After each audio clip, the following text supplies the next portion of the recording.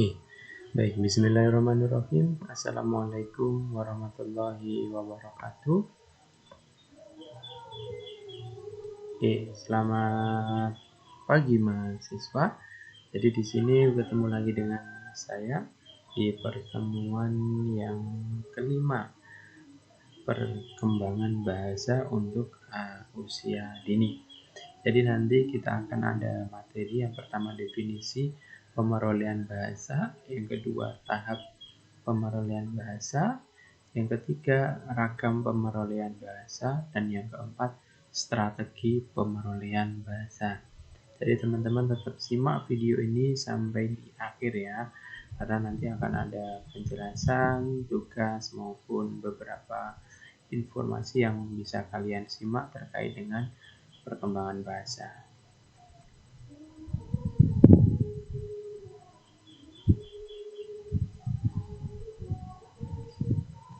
Oke, jadi apa sih pemerolehan bahasa? Itu proses pemilikan kemampuan berbahasa, baik berupa pemahaman ataupun pengungkapan secara alami tanpa melalui kegiatan pembelajaran formal. Jadi anak memperoleh bahasa atau anak bisa ngomong itu tanpa pembelajaran formal. Nah, itu.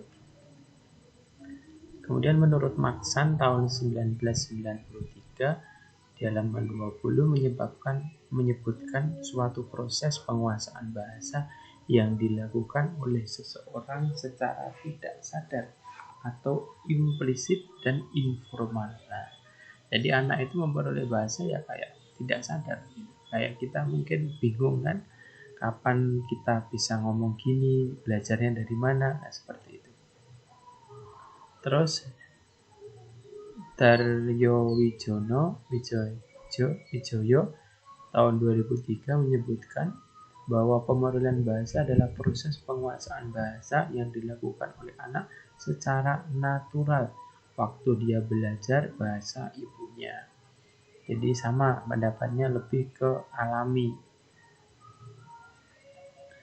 Stroke dan Widowson tahun 1974 menyatakan bahwa pemerolehan bahasa dan akuisisi bahasa adalah proses anak-anak mencapai kelancaran dalam bahasa ibunya. Nah, berlangsung dalam situasi informal, anak-anak itu belajar tanpa beban dan berlangsung di luar sekolah atau di tempat tinggalnya. Nah, ini menurut Tarigan ya, dan MC Crow tahun 1987. Jadi tidak ada sekolah, jadi bahasa ibunya itu didapatkan bahkan sebelum sekolah.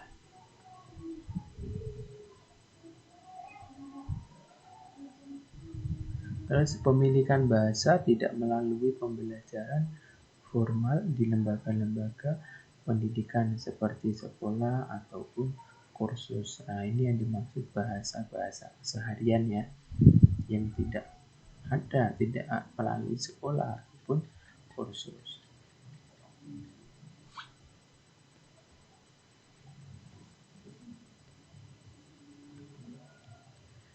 Dilakukan secara spontan dan tanpa sadar.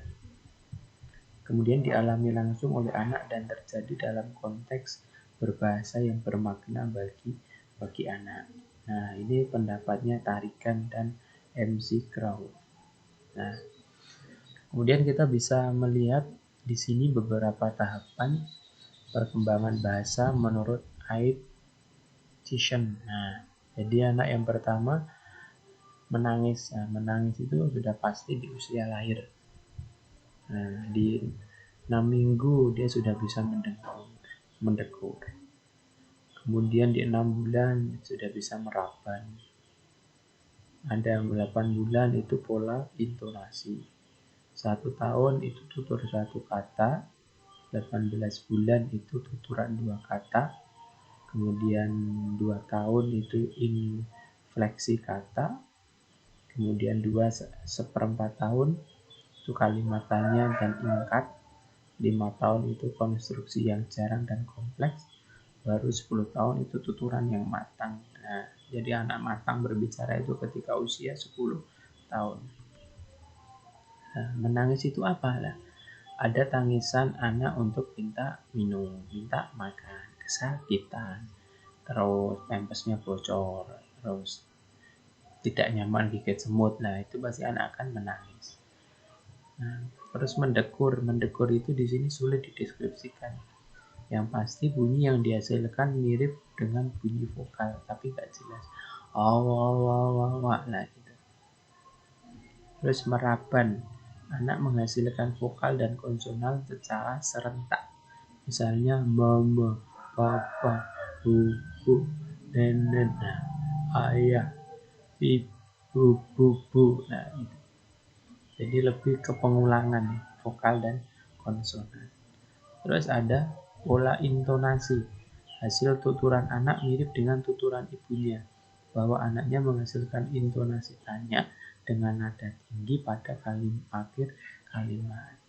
Jadi baju, nah makan, nah itu pola intonasinya seperti itu. Tuturan satu kata, anak mulai bisa mengucapkan satu kata, mam, bubuk, mandi, lari, bola. Ukuran dua kata, berbicara dua kata, tapi kata yang penting saja. Semisal adik mandi, mimik susu, minum susu, ayo sawah, nah gitu. Terus infleksi kata, terjadi penambahan atau imbuhan akhiran. Contoh di sini, kakak mukul adik menjadi kakak memukul adik. Terus kalimat tanya dan ingkar. Karena memperoleh kalimatannya seperti apa, siapa, dan kapan. Dan kalimat ingkar biasanya berupa kakak tidak nakal, saya tidak mau makan, kue ini tidak enak. Jadi ingkarannya itu berupa tidak. Konstruksi yang jarang dan kompleks, anak secara mengesankan memperoleh bahasa yang terus berlanjut meskipun agak lambat. Example atau contoh, Ali dan kakaknya pergi ke sekolah meskipun hujan. Tahap inilah yang dianggap tahap rumit. Nah, itu bagi kita yang rumit. Karena sesungguhnya meskipun hujan, Ali dan kakaknya pergi ke sekolah. Terus tuturan matang, ini perbendaharaan kata, anak sudah meningkat, dan penggunaan kalimatannya dan perintah yang sudah jelas. Ragam pemerolehan bahasa itu ada berdasarkan bentuk. Jadi pemerolehan bahasa pertama atau first language acquisition. Nah, terus ada pemerolehan bahasa kedua dan pemerolehan bahasa berulang-ulang. Berdasarkan ukuran. Nah, sama di sini urutan nih. Urutan itu yang pertama, yang kedua, seperti itu. Terus pemerolehan bahasa jumlah. Pemerolehan bahasa satu bahasa atau monolingual. Mono itu kan satu. Pemerolehan dua bahasa atau bilingual. Terus pemerolehan bahasa itu berdasarkan media. Nah, jadi kayak pemerolehan lisan. Nah, seperti ini oral. Saya ngomong didengarkan, nah itu oral. Terus pemerolehan bahasa tulis.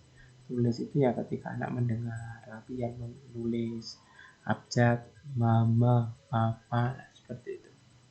Terus berdasarkan keaslian, pemerolehan bahasa asli atau native language acquisition. Nah, bahasa asli, jadi bahasa Indonesia, bahasa Jawa, kalau kita di Jawa.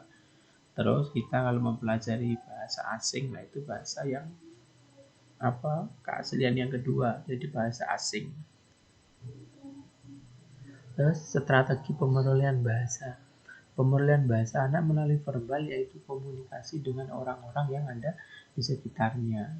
Jadi kalau kita menambah vocabulary biasanya dari berbicara dengan orang-orang di sekitarnya. Terus pemerolehan bahasa lebih pada struktur bahasanya, SPOK, subjek, predikat, objek, dan keterangan.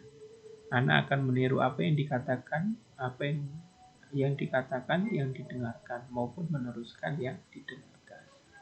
Ada 4 strategi, yaitu imitasi. Nah, strategi imitasi atau meniru itu lebih sering digunakan anak dalam memperoleh bahasa, menirukan orang-orang terdekatnya, semisal orang tua, pengasuh, nenek, kakek. Nah, misalnya mendengarkan kata mama, papa, mandi, bula, nyapu, nah seperti itu. Terus ada 4 jenis imitasi: spontan, perolehan, segera, lambat, dan perluasan. Nah, itu untuk metode pemerolehan bahasa. Nah, silakan tugas kalian itu mencari ini. Tulis di kolom komentar, tulis nama dan jawaban, berikan penjelasan dari 4 jenis imitasi ini. Imitasi spontan apa, perolehan apa, segera apa, imitasi lambat apa, dan imitasi perluasan. Itu biar kalian juga belajar mencari informasi tentang pemerolehan bahasa melalui imitasi atau tiruan. Silakan dikerjakan. Terus produktivitas. Produktivitas berarti keefektifan dan keefisienan dalam pemerolehan bahasa melalui sarana komunikasi linguistik dan non-linguistik. Nah, jadi kayak mimik. Jadi kayak mimik itu kayak ekspresi wajah itu kita bisa mengartikan bahwa ekspresi sedih, nangis, takut, jijik gitu. Atau gerakan, gerak-gerik ketika anak takut, atau isyarat, bahasa isyarat ini terus suara. Jadi lebih sering berkomunikasi maka akan memperoleh bahasa yang lebih banyak. Ketika sering ngomong itu akan banyak kosakatanya. Terus umpan balik, yaitu umpan balik antara strategi produksi ujaran, ucapan dengan responsi. Itu responsi dapat berubah ketika menjawab, mengulang kata maupun bertanya ulang. Nah, terus prinsip operasi, dikenalkan aturan atau pedoman. Misalnya anak berkata belajar, maka orang tua meluruskan dengan kata belajar. Oke, untuk pertemuan yang kelima ini sampai di sini. Silakan kalian baca atau cari referensi yang lain dan jangan lupa dijawab pertanyaan saya. Terima kasih, selamat siang. Dan tambahan jika ada yang mau ditanyakan boleh ke grup WhatsApp ataupun di kolom komentar. Terima kasih. Wassalamualaikum warahmatullahi wabarakatuh.